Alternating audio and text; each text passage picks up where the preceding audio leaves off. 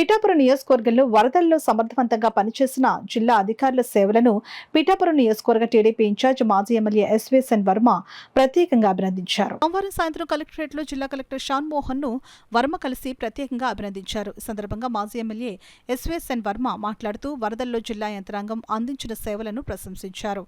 అలాగే గండ్లను త్వరితగతిన పూడ్చే విధంగా చర్యలు తీసుకోవాలని కలెక్టర్ను కోరినట్లు ఆయన చెప్పారు. డే అండ్ నైట్ పనిచేసినందుకు జిల్లా కలెక్టర్ గారికి, నైట్ టైం కూడా తిరిగినందుకు జిల్లా కలెక్టర్ గారికి, జేసీ గారికి, సంబంధిత రెవెన్యూ సిబ్బంది మా నియోజకవర్గానికి సంబంధించి ఎవరైతే ఎలక్షన్ డ్యూటీలో ఉన్నారో అందరి తరఫున కలెక్టర్ గారికి ధన్యవాదాలు తెలపడానికి వచ్చాను. దాంతోపాటుగా గండ్లు ఏదైతే ఉన్నాయో పడిన గండ్ల మీద కొంచెం స్పీడప్ చేసుకుంటే సెకండ్ క్రాప్కి మళ్ళీ మనం సిద్ధం అవడానికి ఉంటుంది. మళ్ళీ ఫ్లడ్ ఏదైనా వచ్చినా సరే ఇబ్బంది లేకుండా ఉంటుందని చెప్పాం. దాని మీద తక్షణమే ఆదేశాలు ఇస్తామని చెప్పి తెలియజేశాను.